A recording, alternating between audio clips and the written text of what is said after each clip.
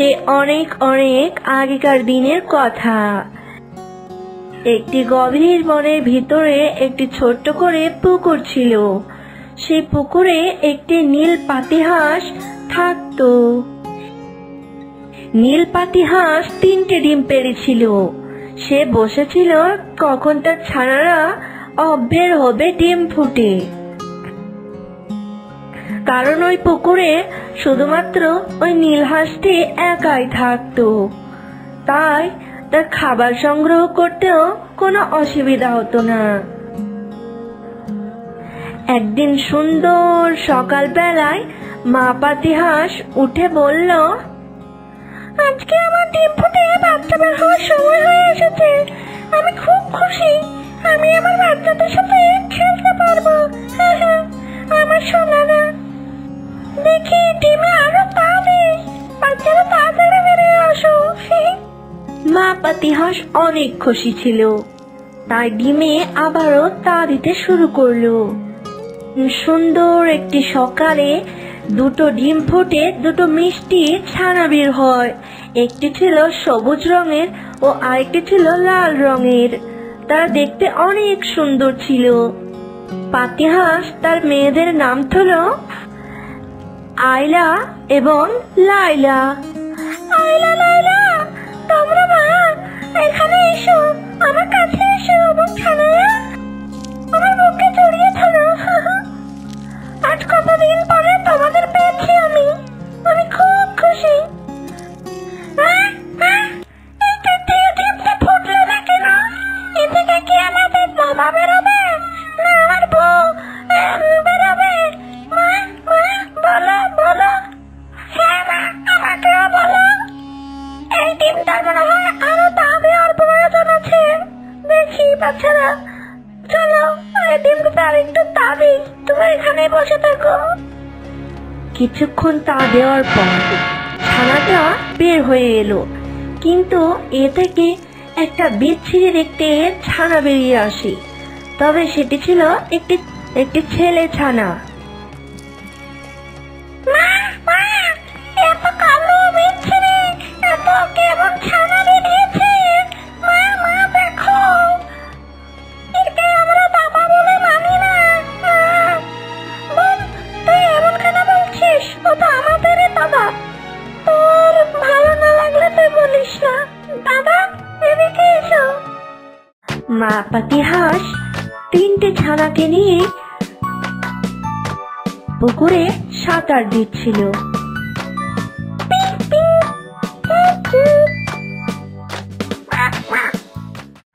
এমন ভাবে অনেক দিন কেটে থাকলো। এদিকে 3টে হাঁস ছানায় অনেক বড় হয়ে গেল। নীল হাঁসের 2 মেয়ে লায়লা এবং আয়লা, তাদের বিয়ের বয়স হয়ে এলো। তাই তার দাদা বাণিজ্য করার জন্য বেরিয়ে পড়লো। ফিরে এসে তাদের বোনের বিয়ে দেবে।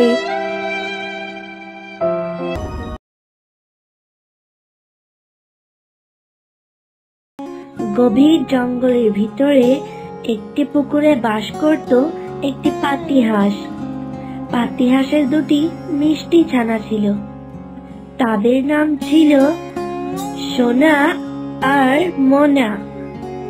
তাদের মধ্যে সোনা একটু বদমেজাজের ছিল। ওই জঙ্গলে একটি লোভী শিয়াল থাকতো। লোভী শিয়াল একদিন ওই পুকুর ধার দিয়ে যাচ্ছিল। তখন লোভী শিয়াল বলে, কতদিন হলো কোনো খাবার পাইনি, খিদের জন্য প্রাণটা বেরিয়ে যাচ্ছে।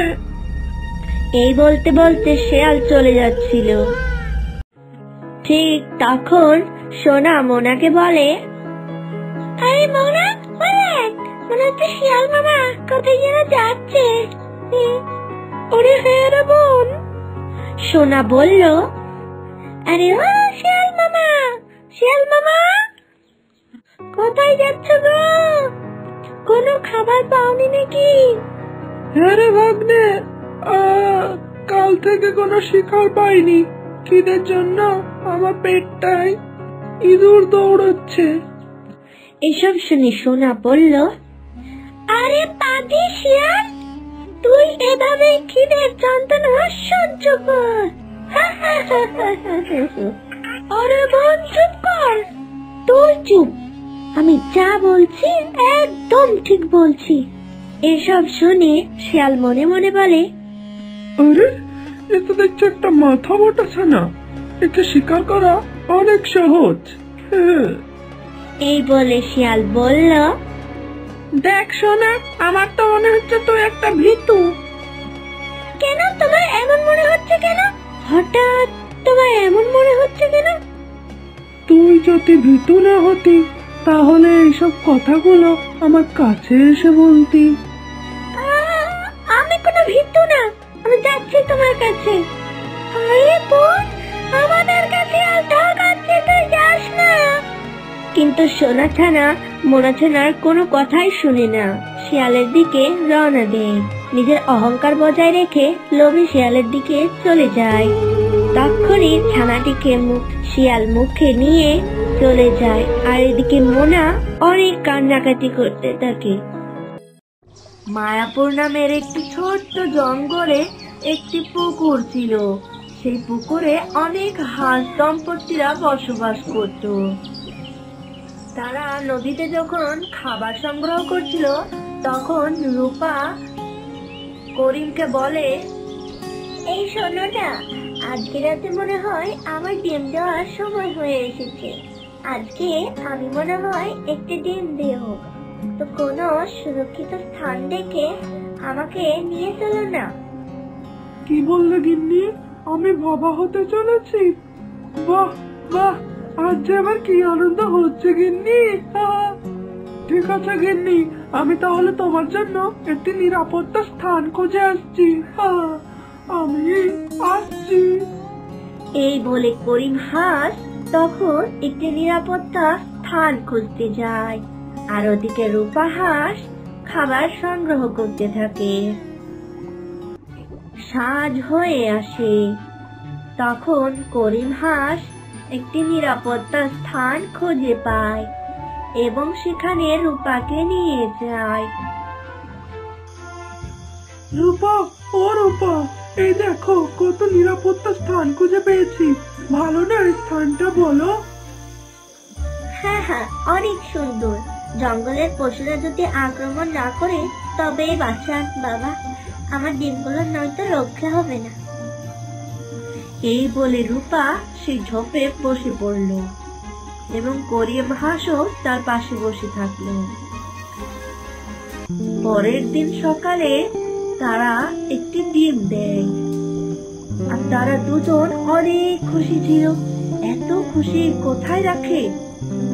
তারা দুজন অনেক খুশি ছিল। তো করিম হাঁস বলল, গিন্নি গিন্নি, শোনো, তোমার আজ থেকে আর খাবার সংগ্রহ করতে যেতে হবে না। তুমি এই ডিমগুলো চা দাও, আরো ডিম পারো, ঠিক আছে? আমি তোমার জন্য খাবার সংগ্রহ করে নিয়ে আসবো, তুমি থাকো এখানে।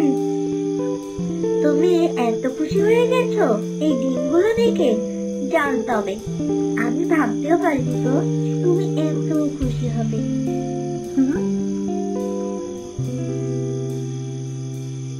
করিম হাঁস তখন খাবার সংগ্রহ করতে থাকে। কিছুক্ষণ পর করিম হাঁস খাবার সংগ্রহ করে তার স্ত্রীর জন্য নিয়ে যায়।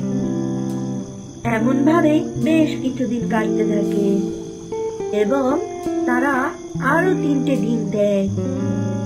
4টে ডিম নিয়েই তার স্ত্রী তা দিতেছিল।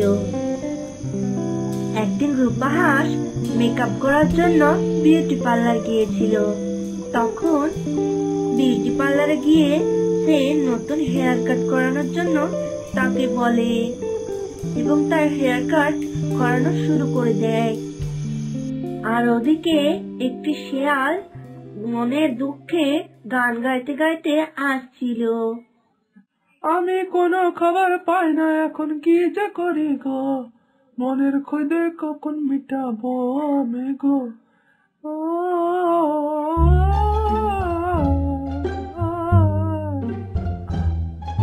এমন ভাবে শিয়ালটি গান দিয়ে যেতে থাকছিল। তখনই তার নজরে ওই ডিমগুলো পড়ে যায় এবং সে বলতে লাগলো, আরে এই তো কতগুলো ডিম, আমার তো জিভে জল চলে আসছে। অনেকদিন কিছু তো খাইনি। জানকে কিসের ডিম হতে পারে তবে এগুলো?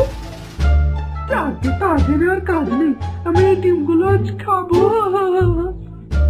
ততক্ষণে বিউটি পার্লার থেকে রূপা হাঁস চলে আসে এবং শিয়ালের সামনে পড়ে যায় এবং শিয়ালকে বলল, এই শিয়াল, তোর সাহস তো কম নেই, তুই আমার ডিমের দিকে তাকিয়েছিস, দেখবি তোকে আমি একটা ঠাস করে চড় মারবো। আরে তোমার তো ডানা আছে, তোমার তো হাত নেই। মরে মরে এবার কি রে বাবা, মরে মরে ডেয়ারি সেটা আবার কি? বাবা, শিয়ালটা মনে হয় মাথার তার কাটা। যাক, একে আরেকবার মরে মরে ডান্সে নৃত্য করে ডিমগুলো নিয়ে পালাতে হবে। হ্যাঁ, এটাই ঠিক হবে, নইলে ও আমার ডিমগুলোকে আজও খেতে হবে না। এই শিয়াল, এই এসব মরে মরে বন্ধ করবি তো মার খাবি, দেখবি আমি তোকে এক্ষুনি বন্দুক দিয়ে তোর মাথা ফুটো করে দেবো। আরে কিন্তু তো তোমার কাছে তো বন্দুকই নেই। মরে মরে মরে মরে পালাই বাবা এই সুযোগ। শিয়াল ওদিকে ময়ে ময়ে করতে থাকে আর ওদিকে রূপা হাঁস তার ডিমগুলোকে নিয়ে জলের মধ্যে চলে যায়। শিয়ালের যখন ময়ে ময়ে করা শেষ হয়ে যায় তখন শিয়াল তাকিয়ে দেখলো সেখানে রূপা হাঁস নেই এবং তার সাথে ডিমগুলো আর নেই। তখন শিয়াল মনের দুঃখে কান্না করতে লাগে এবং শিয়াল বুঝলো যে তারই বোকামির জন্য এসব কিছু হয়েছে। সে যদি ময়ে ময়ে না করতো তাহলে আজ এটা হতো না।